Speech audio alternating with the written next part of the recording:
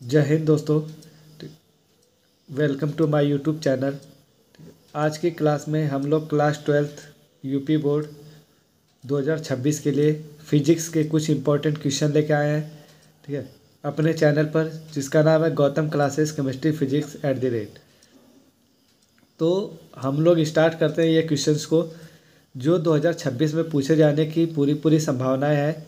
ठीक है, तो पहला क्वेश्चन हमारा दिया हुआ है, तरंग आग्र से क्या समझते हैं या तरंग आग्र किसे कहते हैं। ठीक है, तरंग आग्र किसे कहते हैं। ठीक है, तो किसी भी माध्यम में जिसमें कोई तरंग किसी भी माध्यम में जिसमें कोई तरंग संचरित हो रही है। ठीक है, संचरित हो रही हो, यदि हम कोई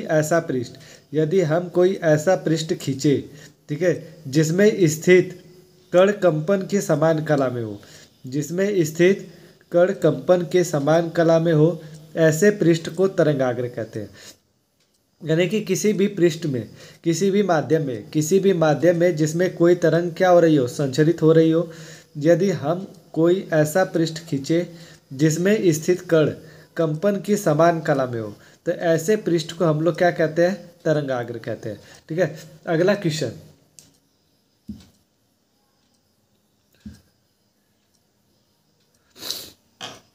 क्वेश्चन हमारे पास दिया हुआ है। ठीक है, अगला क्वेश्चन दिया हुआ है कि एक पिको फैरेड का एक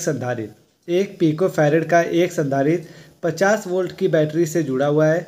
संधारित्र में कितनी स्थिर विद्युत ऊर्जा संचित है। ठीक है, तो हम लोग जानते हैं कि जो संचित ऊर्जा होती है या स्थिर ऊर्जा होती है, संचित जो ऊर्जा होती है उसका जो मान होता है,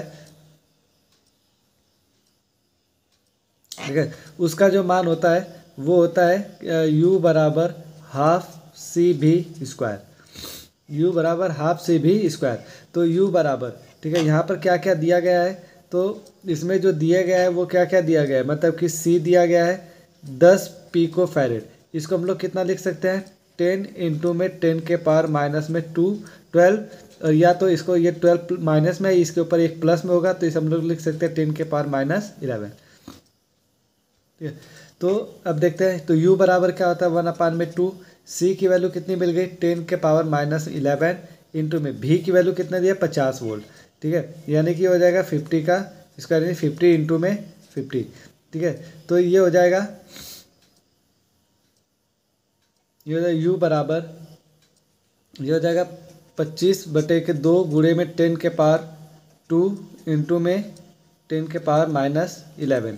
ठीक है, तो ये हो जाएगा U बराबर, इसको कैंसिल करने पर मिल जाएगा 12.5 गुणे 10 के घाते -9। ठीक है, ये 2 कहाँ से आया, देखो 5 का 5 में गुणा करेंगे 25 होगा, 1 जीरो और 2 जीरो, ये 10 के पावर 2 हो जाएगा। इसे हम लोग या तो क्या लिख सकते हैं, 1.25 इंटू 10 के पावर -8, ठीक है, जूल। ठीक है, ये इसका आंसर हो जाएगा।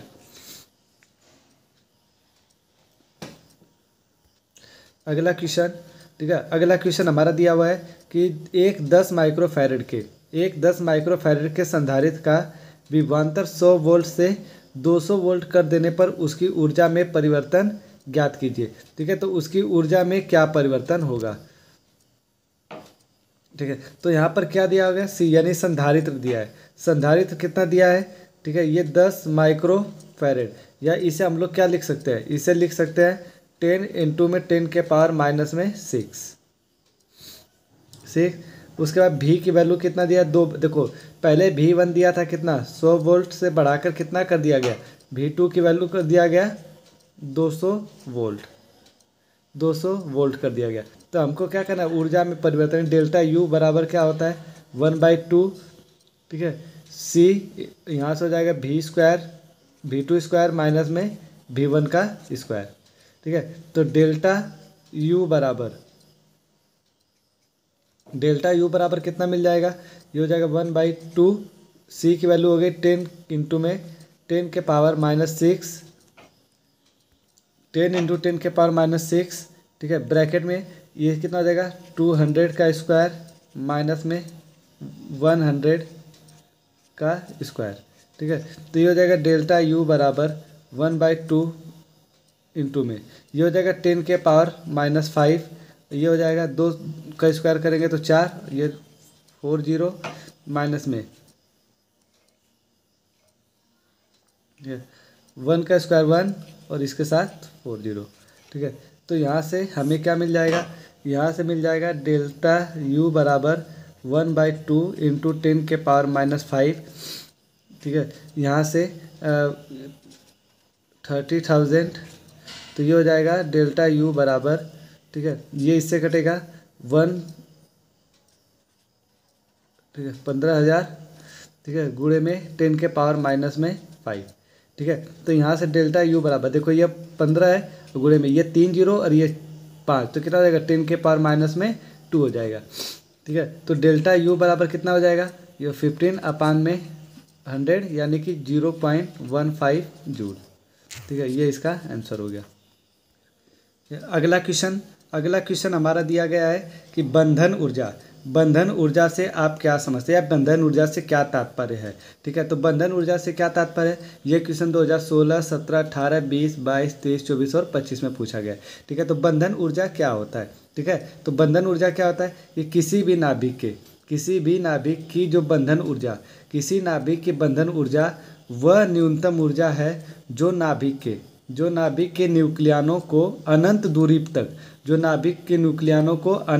तक अलग अलग करने के लिए क्या होती है, आवश्यक होती है। ठीक है, यानी कि किसी नाभिक की बंधन ऊर्जा वह ऊर्जा है जो नाभिक के न्यूक्लियनों को अनंत दूरी तक अलग अलग करने के लिए आवश्यक होती है। ठीक है, न्यूक्लियन में हमारे क्या क्या आ सकता है, न्यूट्रॉन हो गया, प्रोटॉन हो गया, ये दोनों नाभिक के अंदर पाए जाते हैं, इसीलिए इन्हें क्या कहा जाता है, न्यूक्लियन कहा जाता है। ठीक है, अगला क्वेश्चन दिया है कि किसी अर्धचालक का ताप बढ़ाने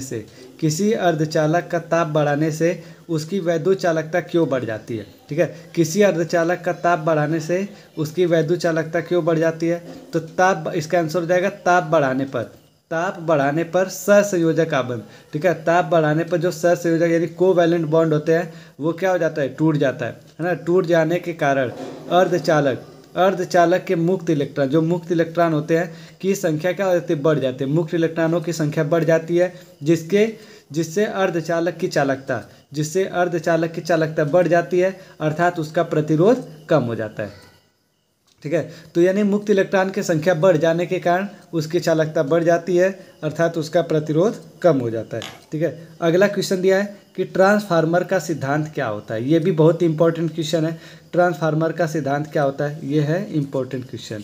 ठीक है, तो ट्रांसफार्मर एक्चुअली में होता क्या है, तो ट्रांसफार्मर क्या होता है कि अन्योन्य प्रेरण, ठीक है, अन्योन्य प्रेरण के सिद्धांत पर क्वेश्चन पूछा जाएगा कि ट्रांसफार्मर किस सिद्धांत पर कार्य करता है, तो ट्रांसफर अन्योन्य प्रेरण के सिद्धांत पर कार्य करता है। तो अन्योन्य प्रेरण के सिद्धांत पर आधारित यह एक ऐसी युक्ति है जिसके द्वारा प्रत्यावर्ती धारा के विभव को कम अथवा अधिक किया जाता है। यानी कि ये विभव यानी वोल्टेज को क्या करता है, कम या ज़्यादा कर सकता है। यानी हाई वोल्टेज करंट को लो वोल्टेज करंट में और लो वोल्टेज करंट को हाई वोल्टेज करंट में ट्रांसफ़र कर सकता है। ठीक है, ट्रांसफार्मर केवल प्रत्यावर्ती धारा यानी कि जो एसी करंट होता है, यानी कि जो ट्रांसफार्मर होता है ये केवल एसी करंट यानी प्रत्यावर्ती धारा या विभव को ही क्या कर सकता है, परिवर्तित करने के काम आता है। यानी कि जो ट्रांसफार्मर होता है ये केवल एसी करंट या एसी वोल्टेज, ठीक है, एसी करंट या एसी वोल्टेज को ही परिवर्तित कर सकता है, बाकी और किसी को डीसी करंट को ये चेंज नहीं कर सकता है। ठीक है, अगला क्वेश्चन हमारा दिया है कि स्वप्रेरण से आप क्या समझते हैं, यानी कि सेल्फ इंडक्शन जिसे बोला जाता है, स्वप्रेरण से आप क्या समझते हैं। तो स्वप्रेरण क्या होता है, ठीक है, देखो स्वप्रेरण क्या होता है, किसी कुंडली से संबद्ध चुंबकीय फ्लक्स के मान में,